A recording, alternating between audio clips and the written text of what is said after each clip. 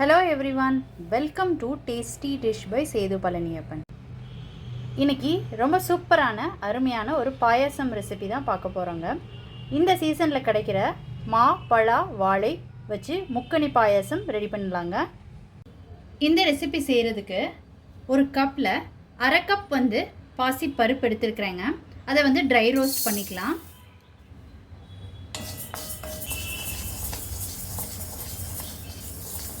பாசிப்பருப்பை வறுத்துட்டு சேர்த்துக்கிட்டிங்கன்னா நல்லா வாசமாக இருக்கும். அதனால தான் வறுத்துக்கிறேன் நான். கருக விட்டுறாமல் மிதமான தீயில வச்சுட்டு பொன்னிறமாக வறுத்து எடுத்துக்கோங்க. இந்த அளவுக்கு வறுபட்டது போதுங்க. இதை ஒரு பிளேட்டுக்கு மாற்றிக்கிறேன். இதை ஆற விட்டுக்கலாம். ஆறுனதுக்கப்புறம் 2 தடவை நல்லா தண்ணியில் கழுவிட்டு குக்கரில் சேர்த்துக்கலாங்க. கழுவி வச்சுருக்கிற பருப்பை குக்கரில் சேர்த்துக்கலாங்க.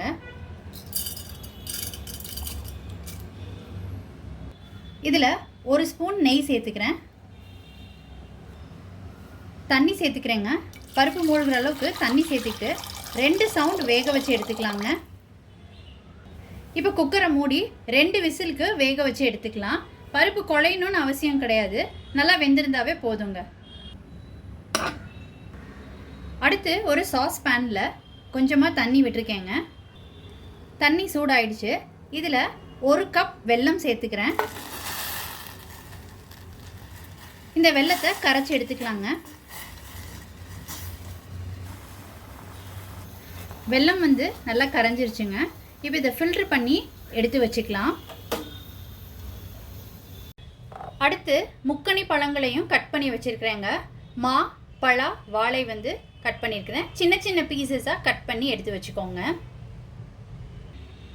2 to 3 சவுண்டுக்கு வேக வச்ச பாசி பருப்பு நல்லா வெந்துருச்சு.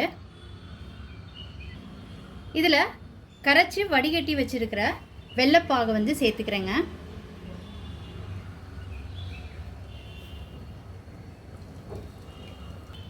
இது நல்லா கலந்து விட்டுக்கலாம். நான் அரை கப் பாசி பருப்பு எடுத்துருந்தேன். அதுக்கு 1 கப் வெல்லம் எடுத்துருக்குறேங்க. நீங்கள் உங்கள் ஸ்வீட்டுக்கு ஏற்ப கூடவோ குறைச்சோ பார்த்து போட்டுக்கோங்க. ஏன்னா பழங்கள்லேயும் கொஞ்சம் ஸ்வீட் இருக்கும். அதுக்காக நான் 1 கப் எடுத்துருக்கிறேன். இப்போ ஒரு கொதி வந்துருச்சுங்க. இதை ஆஃப் பண்ணிவிட்டு ஒரு பக்கம் எடுத்து வச்சுக்கலாம். இப்போ ஒரு கடாயில் கொஞ்சம் நெய் விட்டுக்கோங்க.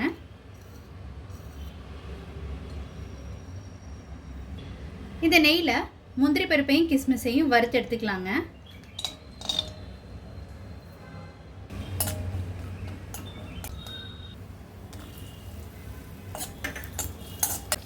இப்போ இதை ஒரு பிளேட்டுக்கு மாற்றிக்கலாங்க. இருக்கிற நெய்யிலே பழங்களெல்லாம் வதக்கிக்கலாங்க.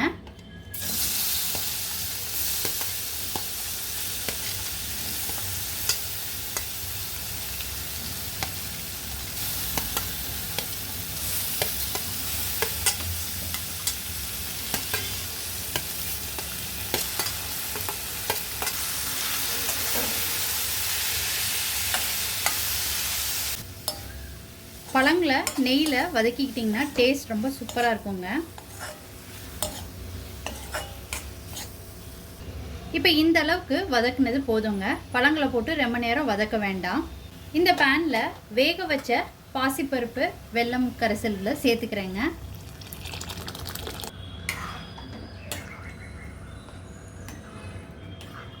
நல்லா கலந்துட்டுட்டாச்சு.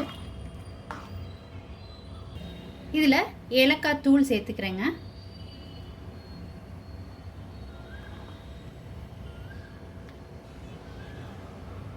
ஒரு கொதி வரட்டுங்க. இதில் வறுத்து வச்சிருக்கிற முந்திரி பருப்பு கிஸ்மிஸ் சேர்த்துக்கலாம்.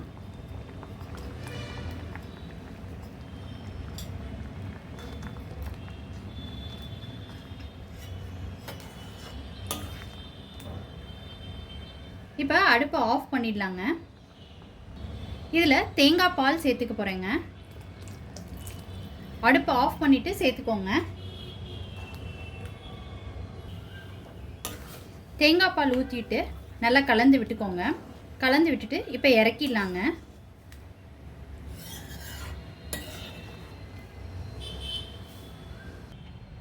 ரொம்ப சூப்பராக ஒரு அருமையான முக்கணி பாயாசம் ரெடி ஆயிடுச்சுங்க. பாயாசம் வந்து நம்ம இறக்குன கன்சிஸ்டன்சி தான் கரெக்டானதுங்க. கொஞ்சம் நேரம் ஆனதுக்கப்புறம் கொஞ்சம் திக்காயிடும் பாயாசம். இந்த சீசனில் கிடைக்கிற மாம்பழம், பலாப்பழம் வச்சு இந்த பாயாசத்தை கண்டிப்பாக ட்ரை பண்ணி பாருங்கள். ரொம்ப சூப்பராக அட்டகாசமாக இருக்குங்க. நீங்கள் ட்ரை பண்ணிவிட்டு உங்களோட கமெண்ட்ஸை சொல்லுங்கள். உங்களுக்கு இந்த ரெசிபி பிடிச்சிருந்துச்சுன்னா லைக் அண்ட் ஷேர் பண்ணுங்கள். உங்கள் ஃபேமிலி அண்ட் ஃப்ரெண்ட்ஸ்க்கு tasty dish by Sethu Palaniappan சேனலை சப்ஸ்கிரைப் பண்ணுங்கள். நோட்டிஃபிகேஷன் பெல்லை கிளிக் பண்ணுங்கள் for more videos. Thanks for வாட்சிங்.